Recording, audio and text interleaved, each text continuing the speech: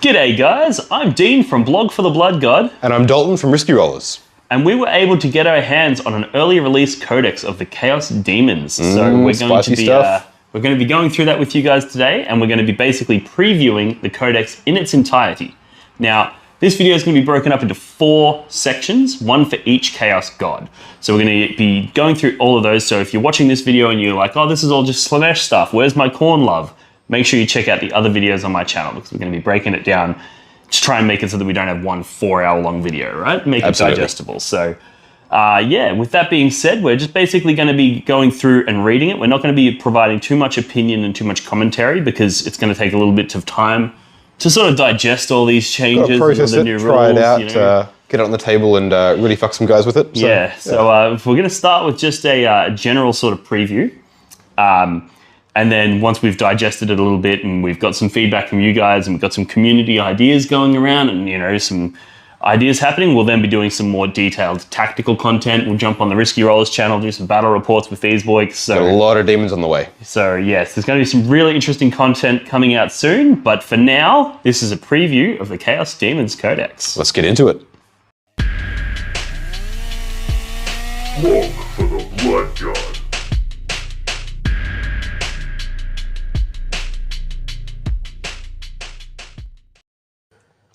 Alrighty, welcome to part 3 of our coverage of the new Chaos Daemons Codex. So we're going to be going through Slaanesh now. We've already done Nurgle and Khorne, so make sure you go check out those videos.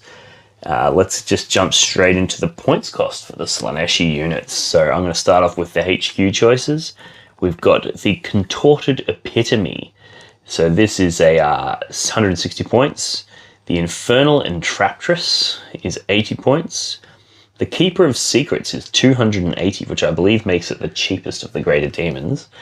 It has the Exalted ability Diaphanous Panoply, 35 points. Epicurean Agonies, 25 points. And Insatiable Onslaught for 20 points. Then we have the Mask of Slaanesh, 90 points. Celexi Hexbane for 300. We've got Celexi for 200. We've got the Torment Bringer on Exalted Seeker Chariot for 120, the Torment Bringer on a Hellflayer for 110, and the Torment Bringer on a Seeker Chariot for 100. And then we round that out with the Trance Weaver for 70 points. I have no fucking idea what a Trance Weaver is, but I guess we'll find out in a minute. You've got 3 Torment Bringers, which I assume the Mounted Herald, so I guess the Trance Weaver is the Foot Herald? Yeah, I mean, why wouldn't they just call it a Torment Bringer fucking on foot? I mean, this is the most heralds they've named the same thing so far. So. True. They like to make it difficult, don't they? Over in troops, you have Demonettes, which are locked to 10 models in a unit, and will set you back 120 points. Next, we have the Fiends in points, which is 3 to 6 models, and they're 35 points a pop. Over in fast attack, you have the Hellflayer for 75 points, a Seeker Chariot for 65 points, and Seekers, which are 5 to 10 models for 20 points per model. And then finally, your heavy support for a Slaaneshi Demon army is the Exalted Seeker Chariot, which is 85 points. So now just bear with me while I find the Slaaneshi rules in here. What do we got here? Warp Storm stuff. So the Slaanesh specific Warp Storms, we've got 4 Warp Storm points. Use this effect at the start of any phase until the end of the phase. Each Legiones Demonica Slaanesh unit from your army that is within engagement range can fight first this phase. You then have Lightning Speed for 3 Warp Storm points. Use this effect in your movement or charge phase. Until the end of the turn, each time an advance or draw or charge roll is made, for a Legiones Demonica Slaanesh unit from your army, add 1 to the result. That's pretty good. Dark Hallucinations is the next one. 2 Warp Storm points. Use this effect at the start of your opponent's turn until the end of the turn while an enemy unit is within 12 inches of 1 or more Legiones Demonica Slaanesh units from your army. Each time that enemy unit starts to perform an action, roll 2d6. If the result is greater than the enemy unit's leadership characteristic, the action fails and that enemy unit suffers D3 mortal wounds. Suck a dick. You try to do an action and you get mortal wounds. There's a lot of fiddling with actions and obsec in this book. Yes. Which is really interesting. I like it. I'm excited to see what I can do with it. Yeah. Let's just see if I can dig out where we're going for Slaanesh. I've gone too far. Let me just... I mean, that's what Slaanesh is all about, though, isn't it? Not going too far. Absolutely. Alright, here we go. We're in here somewhere. Soul Stain is their discipline. Alright, Exalted Keepers of Secrets is the next thing. So like we said with the Nurgle and Khorne videos, you get to basically upgrade one of your Keepers of Secrets. You can upgrade multiple, but you can only use each upgrade once, so you can effectively do it 3 times. And your named character, Celexi, cannot have it. The first one is called Diaphanous Panoply, which is each time attacks made against this model, subtract 1 from the attack's wound roll, and that only costs you 35 points. It's not bad at all. Not bad at all. It's a big panoply of diaphanousness. Yeah. The next one is the Epicurean of Agonies, which is 25 points. Each time this model makes a melee attack, an unmodified hit roll of 6 scores 1 additional hit. Not bad. And then we have Insatiable Onslaught for 20 points. Add 2 to advanced rolls and charge rolls made for this model. Wow. That sounds amazing, especially when you consider the Warp Storm abilities. Yeah, and the ability to deep strike in and get those super reliable charges. That's quite spicy. All right, let's go through some Slaaneshi stratagems, shall we? So we've got Thirst for Souls, 1 command point. Use this stratagem in the fight phase when the Legiones Daemonica Slinesh unit from your army is selected to fight. Until the end of the phase, each time a model in that unit makes a melee attack against an Eldari unit, you can re-roll the hit roll and the wound roll. Wow, what a turn of the tables, because they've had that against us for fucking ages. Take that, you fucking Eldar. I think they still do. Well, fuck them, because we have a 2 now. Well, you got both hit and wound, which is very nice. Yes. The next one is Razor Sharp Caress for 1 CP. Use this stratagem in the fight phase when a Demonette's unit from your army is selected to fight. Until the end of the phase, each time a model in that unit makes a melee attack on an unmodified wound roll of 6, improve the armor penetration characteristic of that attack by 1. Not bad for 1 CP. That's alright, yeah. Now we've got another one called the Endless Dance. This is also only 1 CP. Use this stratagem in the fight phase when a Demonette's unit from your army is selected to fight. Until the end of the phase, each time a model in that unit makes a pile-in or consolidation move, it can move an additional 3 inches. This is not cumulative with any other rule that increases the distance models can pile in or consolidate. Okay, not bad. Then you have Impossible Elegance for 1 CP. Use this stratagem at the start of the fight phase. Select 1 Legiones Daemonica Slinesh character model from your army. Until the end of the phase, each time a melee attack is made against that unit, an unmodified hit roll of 1 to 3 always fails, irrespective of any abilities that the weapon or model may have. So a reactive trans hitman, that's pretty cool. Yeah, on characters. Yeah. Interesting. And now we've got the Exquisite Gifts, which is just yet another requisition stratagem, giving you a relic. It's worth noting that I believe there's no page in here, we'll confirm, but I'm pretty sure there's no page for generic stratagems. I believe all of them are in the demons, the specific gods, which is why we're seeing the stratagem to get an additional command point across every So you could spend 5 CP pre-game and have 5 relics in your army. Yeah, you could just really go nuts with it. Then you have the Melodic Delirium stratagem for 1 CP. A lot of 1 CP strats here. Yeah, they're good. Use this stratagem at the start of your opponent's psychic phase. Select 1 Fiend's unit from your army. Until the end of the phase, that unit has the following ability. Melodic Delirium, which is an aura. While an enemy psychic unit is within 12 inches of this unit, each time a psychic test is taken for that unit, subtract 2 from the result. Wow, 1 CP to neg 2 to their psychic. So pretty any good. psychic within 12. Yeah, that's pretty good. Now we've got 1 CP for Race Through the Warp. That's not a very creative name, but sure. Use this stratagem in your command phase. Select 1 Legiones Daemonica Slinesh vehicle unit, excluding Soul Grinder units from your army. Remove that unit from the battlefield and place it into strat reserves. They're off busy reenacting Ben-Hur. Yep, checks out. Then you finally have Rapturous Standard for 1 CP. Use this stratagem at the start of the fight phase. Select 1 Legiones Daemonica Slinesh icon unit from your army. Until the end of the phase, Each time a model in that unit makes a melee attack, you may reroll the hit roll. Cool. Reroll hits is always good. Yep. Now, they've got a psychic discipline called Soul Stain. So, the first one is Cacophonic Choir. So this is a warp charge value of 7. If manifested, roll 3d6. The closest enemy unit within 18 inches and visible to the psyker suffers 1 mortal wound for each point that result exceeds the enemy's leadership characteristic to a maximum of 6. So it's spicy warp fire. You then have Symphony of Pain, which is a malediction with a warp charge value of 7. If manifested, select 1 enemy unit within 18 inches of and visible to this psyker. Until the start of your next psychic phase, each time a melee attack is made by a model in that unit, subtract 1 from that attack's hit roll and wound roll. Not bad. Hysterical Frenzy is next. It's a blessing. It's warp charge value of 7. If manifested, select 1 friendly Legiones Daemonica Slaanesh core unit within 18 inches and visible to the psyker. Until the start of your next psychic phase, you can add 1 to the attack's characteristic models in that unit, and each time a model in that unit makes a melee attack on an unmodified hit roll of 6, you score an additional hit. Very nice. Then you have Delightful Agonies, which is a blessing with a warp charge value of 6. If manifested, select 1 friendly Legiones Daemonica Slaanesh core unit within 18 inches of and visible to this psyker.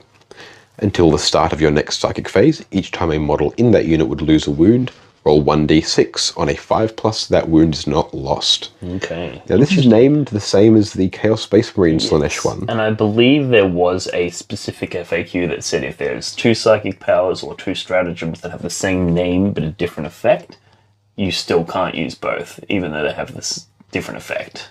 Interesting. So that applies for things like there's the World Eaters have a strat for denying on a 4-up. Scorn of Sorcery. And there's Scorn of Sorcery in the Codex as well.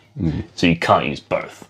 And I believe the same thing applies here. I could be wrong. It's definitely worth double checking. And if I am wrong, please correct me in the comments below, as you guys love doing, because I often fuck things up. But yeah, so I believe you wouldn't be able to do both. Interesting. But I could be wrong.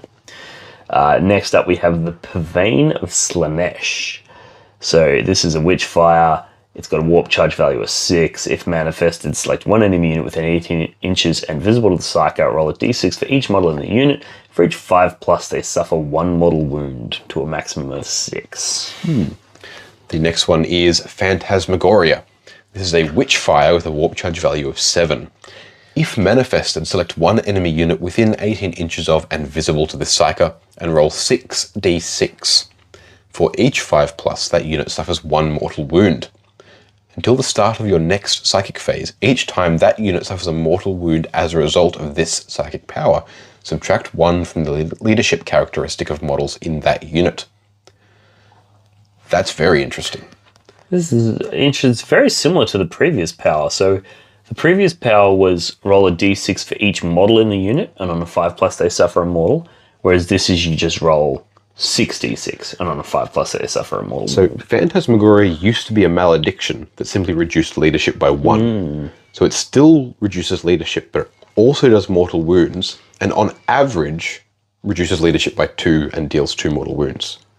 But could spike high or swing low. Cool, I like it. Alright, let's talk about the Slaaneshi Warlord traits.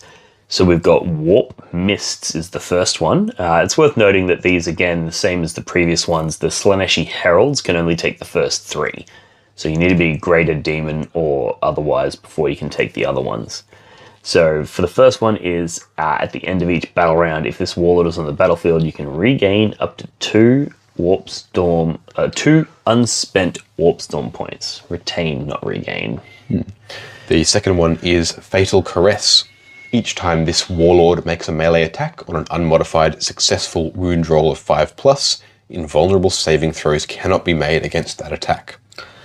Then we have the Murder Dance. Each time this Warlord fights, if it makes a charge move this turn, until the end of the fight is resolved, add d3 to the attack's characteristic. Then we have Quicksilver Duelist. Each time this Warlord makes a melee attack, you may reroll the hit roll, and if that attack is made against an enemy character model, you can reroll the wound roll. That's not bad. Savage Hedonist. At the end of each, at the start of each battle round, add 1 to the Warlord's strength characteristics to a maximum of +3. Okay.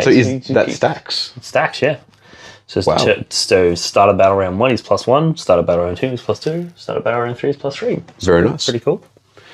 Then finally you have the Aura of Bewitchment. While an enemy unit is within 6 inches of this Warlord, that unit cannot perform actions. If it is performing an action when it comes to be within range of this ability, it immediately fails. There's lots of actions shenanigans in this book. It's going to be very interesting. Okay, cool. Let's go into their relics. So first one is the Forbidden Gem. In your command phase, select 1 enemy unit within 12 inches of the bearer. Until the start of your next command phase, any aura abilities are lost. Yep, fair enough. Then you have the Mark of Excess. Add 1 to the bearer's attacks characteristic, and each time the bearer makes a melee attack that destroys a character, monster, or vehicle unit, add 1 to the bearer's attacks characteristic. Okay, so he just keeps racking those attacks up. That's not bad. Soul Stealer. Now this is a relic weapon. It's replaces a Wit Stealer sword or a Hellforged sword. And it's basically a strength +2, AP 3 damage sword. And each time a model is destroyed by an attack made with this weapon, the bearer regains 1 lost wound. And each time the bearer makes an attack with this weapon against an Eldar unit, if a hit is scored, that attack automatically wounds. Very nice. Suck it, Eldar. Then you have Slothful Claws. Model equipped with Ravaging Claws or Snapping Claws only. You replace one of these weapons with the following. You add 1 damage characteristic. Add 1 to the damage characteristic of the weapon. Each time an enemy model loses any wounds, until the end of the phase, that enemy unit is not affected by the aura abilities of other enemy units. And this weapon is now considered a relic. Okay, so it looks like each god is going to have a +1 damage and some weird ability. Yeah, so there's slightly different abilities each time, but all of them +1 damage. Now we have Silver Strike. So model equipped with a Wit Stealer sword only. Replaces the Wit Stealer sword with a strength +3, AP 3 damage sword. And each time an enemy model loses any wounds as a result of an attack made by this weapon until the end of the battle, each time the model makes a melee attack, subtract 1 from that attack's hit roll and wound roll. Fucking Jesus. Wow. So you charge somebody, you hit them, as long as you wound them once, they get -1 to their hit and wound rolls for the rest of the game. If there's ways to have someone bouncing between combats and stuff, that would be incredible. Well, these guys have quite large bases, so it's completely realistically possible for you to charge in and hit like 3 different things and put attacks on all 3 of them. And then all you have to do, as long as you wound each one, it doesn't matter if you kill them, you've essentially just bracketed them. That's but very even true. worse, because it hurts their wound rolls as well as their hit rolls. Yeah. Yikes. Finally, you've got the Whip of Agony. Model equipped with a Living Whip or Lashes of Torment only. So you change the type characteristic of those weapons to Assault 8, and then each time they make an attack with either of them, except against vehicles, unmodified successful hit rolls of 4+ automatically wound. Okay, so he's whipping away. The 4+ is to hit, automatically wound. That's pretty good. Yeah. All right, let's talk about some data sheets now. So we've got Celexi Hexbane. This is your Greater Demon character. 16-inch move, weapon skill, ballistic skill 2, strength 6, T7, 22 wounds, 6 attacks. It's got a 5-up and a 4-up for its demon save. It's got a Living Whip, which is a 12-inch range, assault 6, strength 6, AP 2 damage. It's got Snapping Claws, which is melee so strength 6, AP 4, 3 damage with 4 malefic attacks, so you can only make 4 additional attacks and no more with that. And then it's got a Soul Piercer, which is strength 12, AP 4, 3 damage, and each time an attack is made with this weapon against a character model, it has a damage characteristic of D3 + 3. And then the model's Living Whip can be replaced with a Shining Aegis, and the bearer has a demonic save characteristic of 4-up if you give it that, so you can increase that melee. So this is a named character with a weapons option. That is very interesting, isn't it? Yeah. You don't see that very often. That's cool. I like it. And then as for abilities, it's got the Demon Lord of Slaanesh, which is a reroll 1s to hit 6-inch aura. It's got a mesmerizing form, which is a subtract 1 from the attack's hit roll when targeting Celexi. Cloak of Constriction is each time a melee attack is made against this model, subtract 1 from that attack's wound roll, so -1 to wound in melee, and it's -1 to hit in both phases. Very so nice. That's pretty cool. And then we have Monarch of the Hunt. This model is eligible to perform a heroic intervention if it is 6 inches horizontally, 5-inch vertically of blah blah blah, that old chestnut where you basically get to make 6-inch heroic interventions. Very cool. It can move up to, but it must move within engagement range of enemy character. So, that's interesting. So it gains 6-inch heroic interventions when there's a character involved. correct. And then it can manifest 2 psychic powers and deny 1. Then you have the generic version, of course, the Keeper of Secrets. They have a movement of 16 inches, hit on 2s with strength 6, toughness 7, 20 wounds, 6 attacks with a 5+ against melee and a 4+ against ranged. They are armed with a ritual knife, snapping claws, and a wit stealer sword.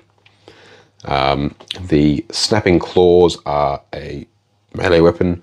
We'll be hitting at strength 6 minus 4, 3 damage with 4 malefic attacks. And the wit stealer sword will be hitting at strength 8 with minus 3 AP, 3 damage. And each time an enemy model loses any wounds as a result of an attack made by this weapon, they are permanently -1 for all of their wound rolls from there on out. Oof. In melee. Okay, so that relic from earlier just adds this to wound as well. Yeah. Oh, to hit as well, Hit as well, yeah. Okay. Slightly less impressive when you know that you can get it for free. The ritual knife they're armed with as well. At the end of the fight phase, you can select one enemy model within 3 inches of the bearer that lost any wounds during that phase as a result of an attack made by the bearer. Roll 1d6 on a 2+, that model suffers d3 mortal wounds. Okay. They then have the ability, they can replace the ritual knife with either a living whip, a shining aegis, or a sinistrous hand. So the living whip is a 12-inch assault 6, strength 6, minus 2, 2 damage weapon. The shining aegis gives it a demon save characteristic of 4+ against ranged and melee. And the sinistrous hand, at the end of the fight phase, if any enemy models were destroyed by an attack made by the bearer this phase, that bearer regains up to d3 lost wounds. So you can switch out your d3 mortal wounds to regain d3 wounds. Interesting. It has the Demon Lord of Slaanesh aura, which is the 6-inch aura of reroll hit rolls of 1, and the mesmerizing form rules. Each time an attack is made against this model, subtract 1 from that attack's hit roll. And then it knows smite and 2 psychic powers and can cast 2 and deny 1. Interesting. Alright, now we have the Infernal and Traptoris. So 9-inch move, weapon skill 2, ballistic skill 3. Strength, toughness, wounds, and attacks are all 4. And as is their demon save is a 5+ in melee, 4+ in ranged. Then its weapons are the Heartstring Lyre, whatever. Lyre, I think. Lyre. It has 2 profiles. One of them is Cacophonous Melody, Cacophonous, whatever. 18-inch range, assault 6, strength 5, AP 1, 1 damage. Or it can do a Euphonic Blast, which is 24-inch range, assault 1, strength 9, AP 3, D3 plus 3 damage. Okay. This is a solid shot. It's got Ravaging Claws, which are a melee weapon, strength going to be strength 4, AP 2, 2 damage. I feel like its abilities are where this unit's going to come into its own. Let's have a look at what it's got. So it's got the Herald of Slaanesh aura for your 6-inch aura of reroll 1s to wound. It's got Discordant Disruption as an aura. While an enemy psyche unit is within 24 inches of the model, each time a psyche test is taken for that unit, if it suffers a Perils of the Warp dice roll that includes any double, instead of only a double 1 or a double 6. Okay, cool. So it increases your perils.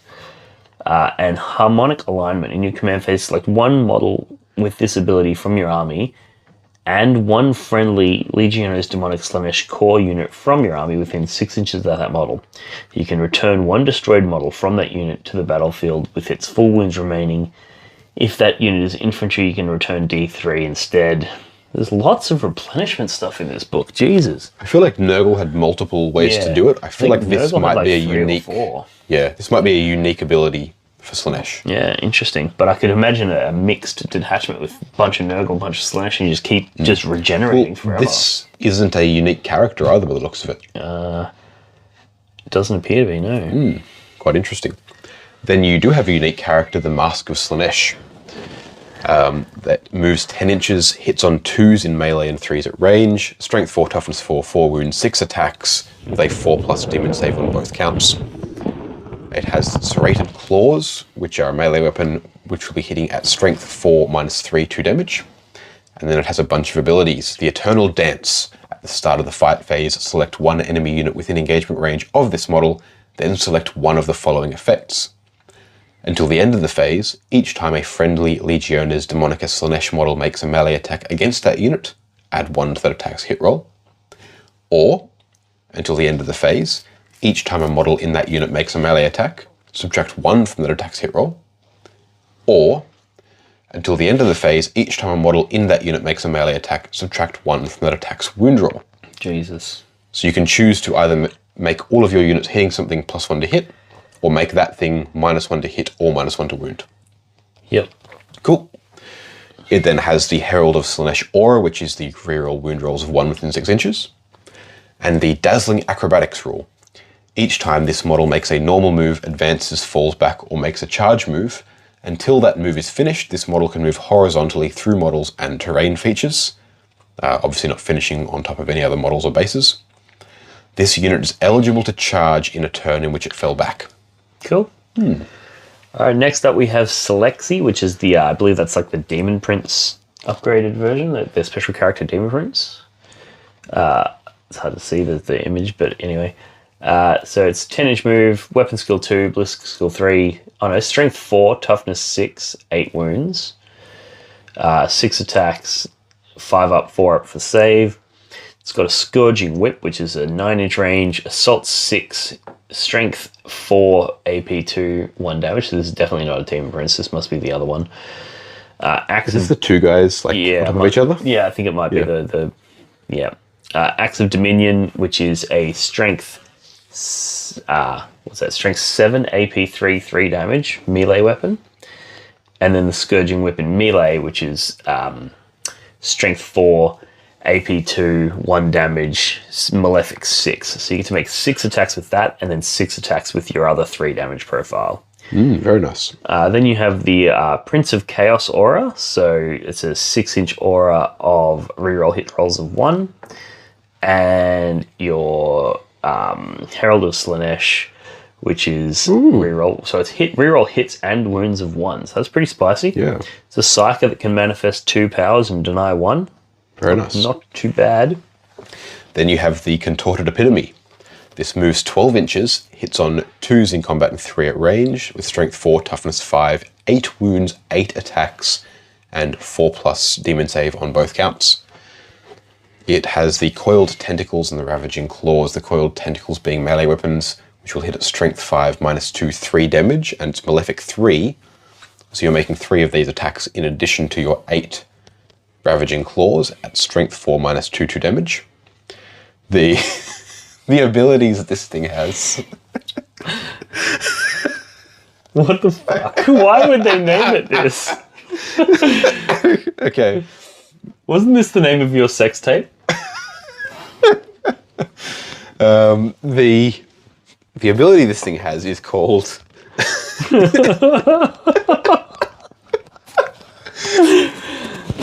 Okay. Say it. It's called Swallow Energy. Oh, fucking hell.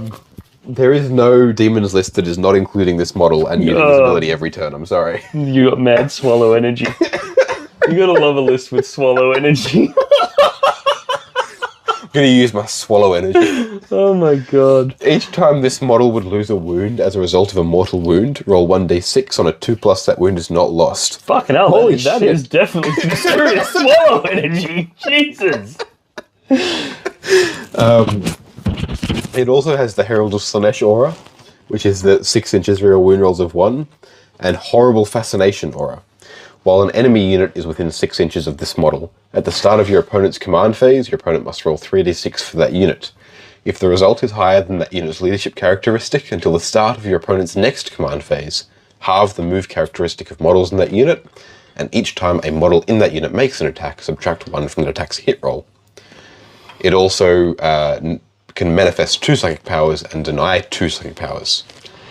I can't get over that fucking name of that ability. There's no fucking way that the cunts at GW were like, hey, let's name this Slaaneshi unit. Let's give it the ability called Swallow Energy. Like, that's not gonna be fucking controversial at all. Oh, that's fucking amazing.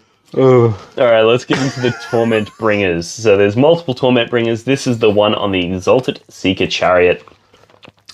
That's got a 14-inch move, weapon skill 2, ballistic skill 3, strength 4, T5, 12 wounds, 8 attacks, 4 up save in both melee and shooting. What I said the first time. I just tried to correct myself when I was right. Yep. So it's got Lashes of Torment, which is a 6-inch range, assault 6, AP 4, 1 damage, AP 1 gun, so why bother? It's got Exalted Seeker Tongues. Fuck me. I want a list that has Exalted Seeker Tongues and Mad Swallow Energy. What the fuck? Oh, jeez. So this is another 8 attacks that are strength 4, 1 damage with 0 AP. So it is putting out a lot of attacks. And then it's also got Ravaging Claws, which are going to be strength 4, AP 2, 2 damage.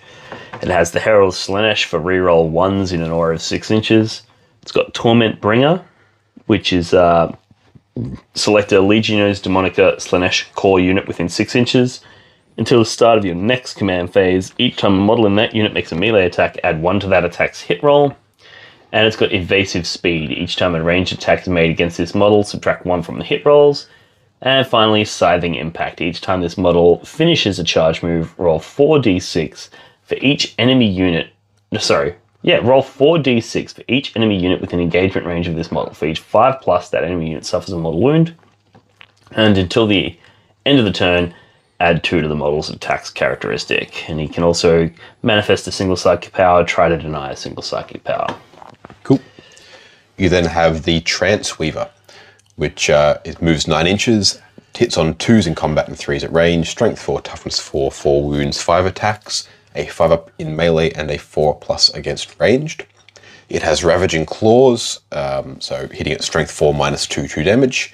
Has the Herald of Slinesh aura, so 6-inch aura of reroll 1s to wound. And Trance Weaver.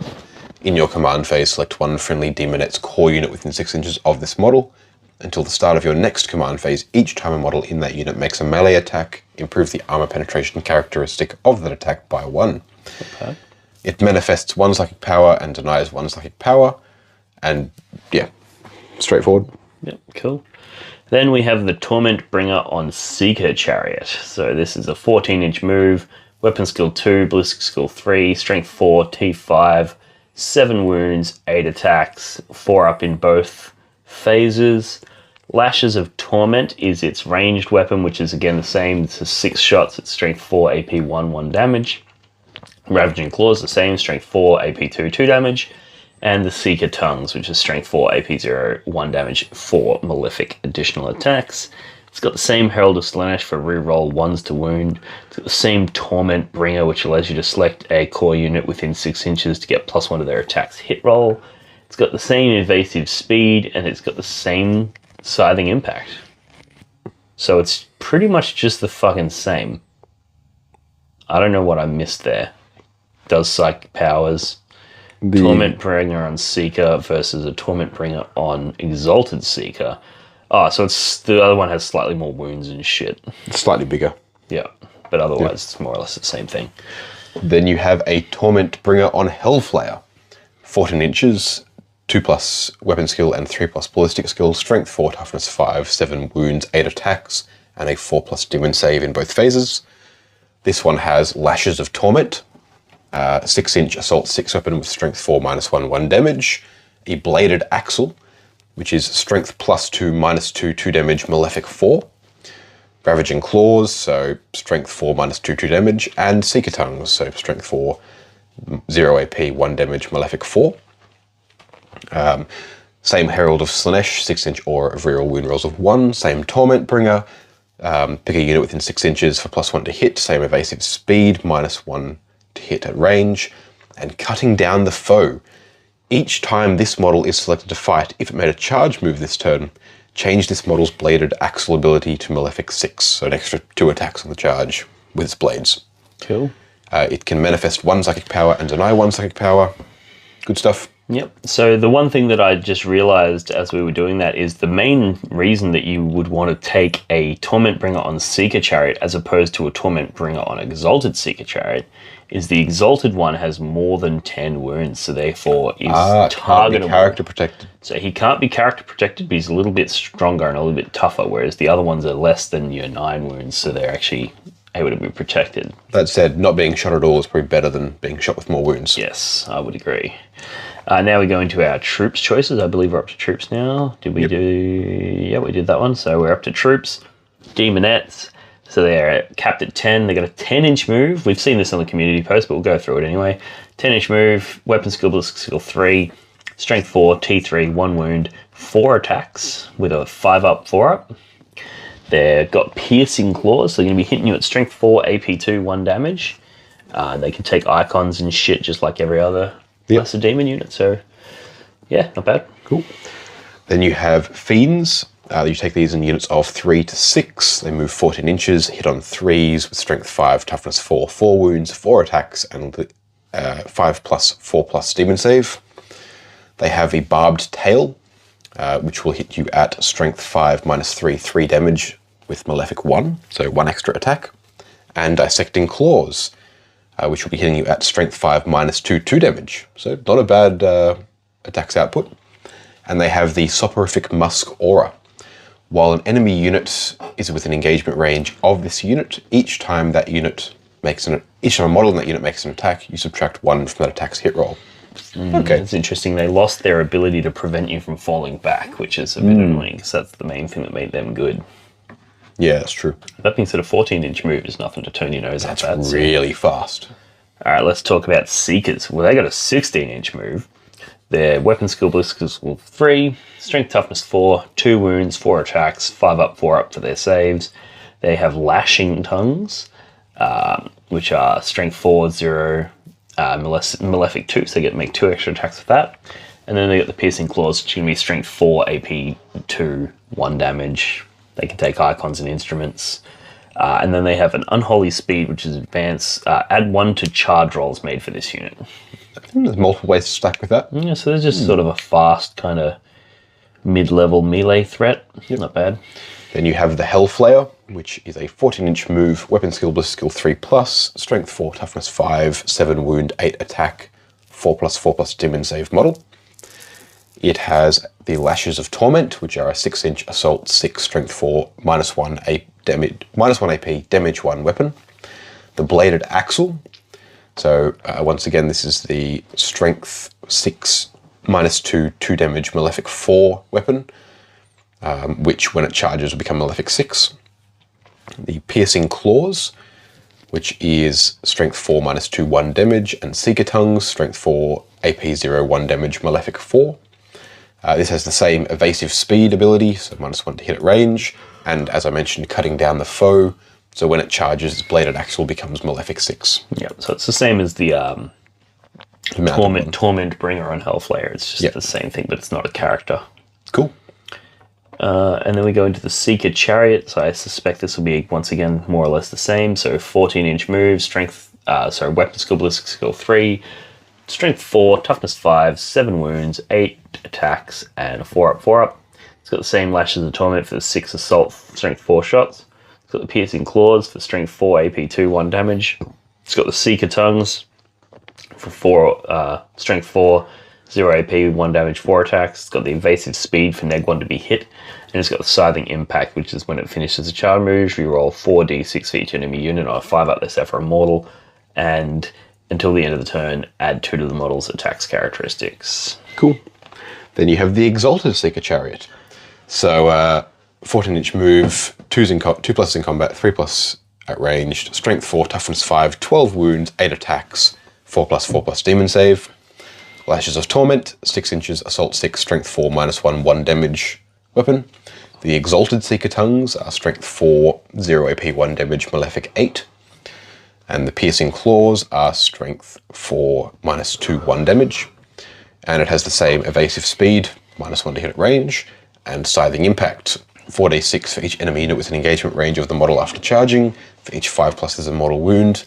And until the end of the turn, you add 2 to the model's attacks characteristic. I feel like whoever wrote the Slaaneshi section of this book had only just discovered copy-paste, and they're just like, oh my god, I'm gonna use this on everything! Like, it's fucking just everything is the same.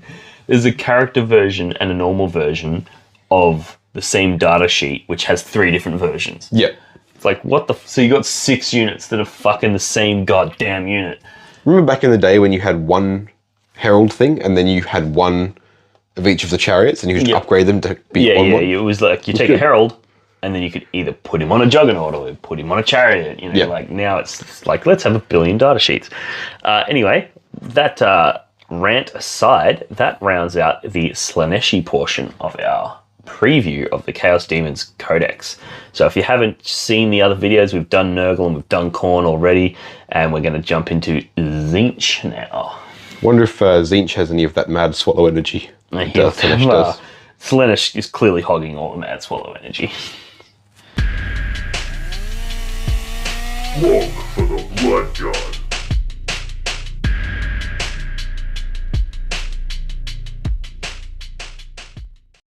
Alrighty guys, I hope you enjoyed that section of my Chaos Daemons Codex preview. Now, I want to say a huge shout out and a huge thank you to Dalton from the Risky Rollers team for coming over. It's currently 2:30 in the morning and he spent the whole night here helping me go through this codex and bring this preview to you guys. So I want to say a huge thank you to him. And I also want to say a huge thank you to all of my supporters on Patreon. You can sign up for only $1 a month, and that allows me to continue doing these things, and it motivates me to not only stay up till 2:30 in the morning recording these videos for you, but it also motivates me to pressure my friends like Dalton from Risky Rollers to come and help me record these things until 2:30 in the morning. So a huge thank you to Dalton, a huge thank you to my Patreons, and make sure you check out the next video coming up in this series. I've gone through and I've done one for each Chaos God, as well as one for the Undivided and the Disciples of Be'lakor. So there's going to be a few videos coming out over the next couple of days. Make sure you like and subscribe so that you don't miss any of them. And with that being said, I'm going to love you and leave you, and I'll see you in the next one. Cheers. Do your objective markers ever get lost behind terrain or other models and become difficult to see? Do they ever get bumped and accidentally moved during a game? And do they ever spark arguments about distances? Well, not anymore. Introducing the blog for the Blood God, not even remotely patented neoprene objective markers. Made from the same material as astronaut suits, or maybe military equipment, or probably neither of those things, this 2mm thick neoprene synthetic rubber is tear resistant, water resistant, and is designed to last. But that's not all. The blog for the Blood God, not even remotely patented neoprene objective markers come in a variety of different designs and styles to suit any faction represented in the Warhammer 40,000 universe. These objective markers are a perfect gift for yourself or a friend, and are a perfect way to flex and show your opponent that not only are you a smarter, cooler, and better 40k player than them, but you also have more disposable income than they do. For the low price of $25, you'll get not 1, not 2, but 6 neoprene objective markers, perfectly designed for 9th edition Warhammer 40k. But wait, there's more. For a limited time only, people who sign up on Patreon to support Blog for the Blood God as a Skull Champion tier $5 per month member will gain access to a custom design service where I will design a unique logo to support their gaming club, like the one I did to the left here for the Potato Farmers local gaming club here in Melbourne. Follow the links in the description of this video to pick up your set today.